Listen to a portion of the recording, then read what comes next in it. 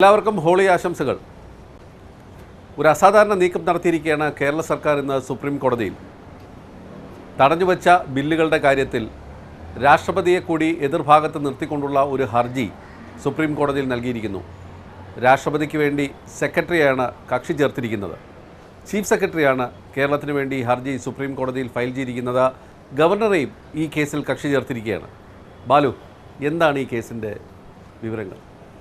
ഹോളിയിൽ നിന്ന് തന്നെ തുടങ്ങാം. നമ്മുടെ ഓഫീസിലെ ഹോളി മില്ലറിനെതിരെ ഇടയിലാണ് വളരെ സുപ്രധാനമായി ഈ വാർത്ത പുറത്തു വരുന്നത്. തികച്ചും അസാധാരണമായ ഒരു നീക്കമാണ് സംസ്ഥാന സർക്കാരിൻ്റെ ഭാഗത്ത് നിന്നുണ്ടായിരിക്കുന്നത്. ഒരുപക്ഷെ സമീപകാലത്ത് എങ്ങും ഈ രാഷ്ട്രപതിയുടെ ഓഫീസിനോ രാഷ്ട്രപതിയോ ഈ കേസിൽ ഉൾപ്പെടുത്തിക്കൊണ്ട് ആരും സുപ്രീം കോടതിയെ സമീപിച്ചതായി നമ്മുടെ ഇത് സമീപകാല ഓർമ്മയിലൊന്നും തന്നെ ഇല്ല.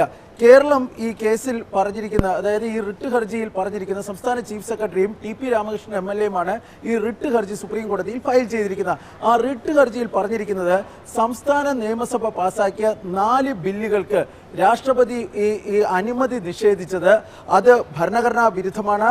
അതുപോലെ തന്നെ അത് ഏകപക്ഷീയമായ ഒരു നടപടിയാണ്. അതുകൊണ്ട് തന്നെ ആ നടപടി റദ്ദാക്കണമെന്നാണ് സുപ്രീം കോടതിയോട് ഇപ്പോൾ കേരളം ആവശ്യപ്പെടുന്നത്. ആ ഹർജിയിൽ തന്നെ പറയുന്നുണ്ട്, രാഷ്ട്രപതി പ്രവർത്തിക്കുന്നത് കേന്ദ്ര മന്ത്രിസഭയുടെ എയ്ഡ് ആൻഡ് അഡ്വൈസ്, അതായത് ഉപദേശത്തിന്റെ അടിസ്ഥാനത്തിലാണ്.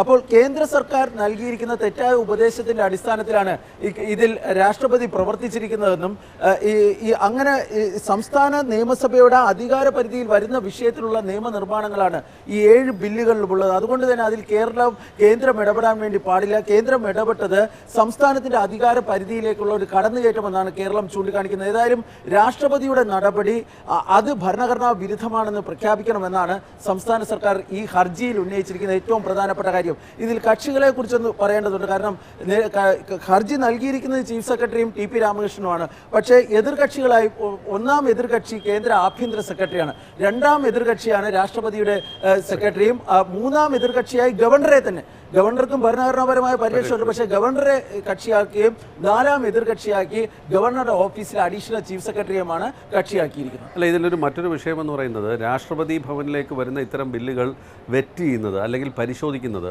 ആഭ്യന്തര മന്ത്രാലയത്തിലെ ലീഗൽ വിങ്ങാണ്, നിയമ വിങ്ങാണ്.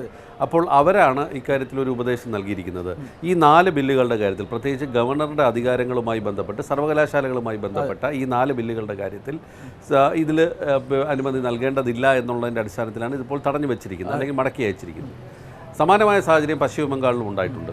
പശ്ചിമ ബംഗാളിൽ ഈ പറഞ്ഞ ബില്ലുകളുടെ കാര്യത്തിലുണ്ടായിട്ടുണ്ട്.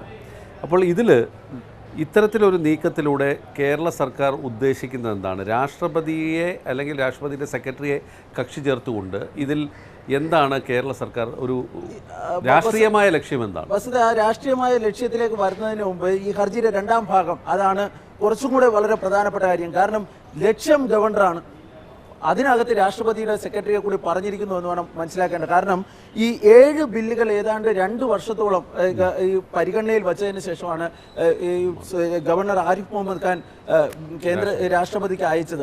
അത് തന്നെ സുപ്രീം കോടതിയുടെ ഇടപെടൽ ഉണ്ടാകുമെന്ന ഒരു ഘട്ടം വന്നപ്പോഴായിരുന്നു അദ്ദേഹം അത്തരത്തിലൊരു നടപടി ചെയ്ത.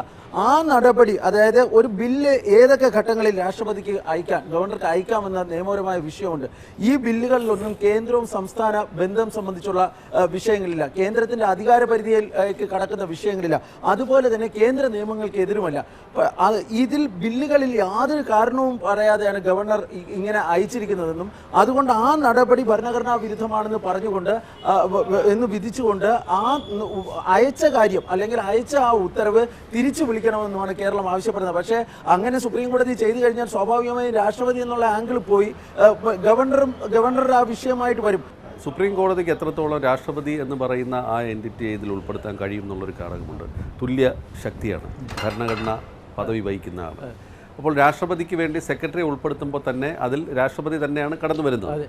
സുപ്രീം കോടതിക്ക് ഏത് പരിധിവരെ അത് പോകാൻ കഴിയും? പരമാവധി ചെയ്യാൻ കഴിയുക രാഷ്ട്രപതിയെ ഒഴിവാക്കിയിട്ട് നിങ്ങൾ ഹർജി കൊണ്ടുവരാൻ പറയാം. അല്ല, രാഷ്ട്രപതിയെ നിലനിർത്തിക്കൊണ്ട് രാഷ്ട്രപതിക്കും ഗവർണർക്കും നോട്ടീസ് അയക്കാതെ 1ാം എതിർകക്ഷിയായ കേന്ദ്ര ആഭ്യന്തര സെക്രട്ടറിക്കും 4ാം എതിർകക്ഷിയായ ഗവർണറുടെ പ്രിൻസിപ്പൽ സെക്രട്ടറിക്കും ഗവർണറുടെ ഓഫീസിലെ അഡീഷണൽ ചീഫ് സെക്രട്ടറിക്കും നോട്ടീസ് അയച്ചുകൊണ്ട് വേണമെങ്കിൽ അത് സമാനമായ ഇത്തരം കേസുകൾ മുമ്പും ഉണ്ടായിട്ടുണ്ട്. ഇപ്പോൾ പിന്നെ ബംഗാളിൻ്റെ കാര്യം വന്നിട്ടുണ്ട്, പഞ്ചാബിൻ്റെ കാര്യം വന്നിട്ടുണ്ട്. അപ്പോൾ അതിലൊക്കെ ഈ പറഞ്ഞ പോലെ ആഭ്യന്തര മന്ത്രാലയത്തിന് തന്നെയാണ് ഇത് പോകുന്നത്, അല്ലെങ്കിൽ കേന്ദ്ര സർക്കാർ.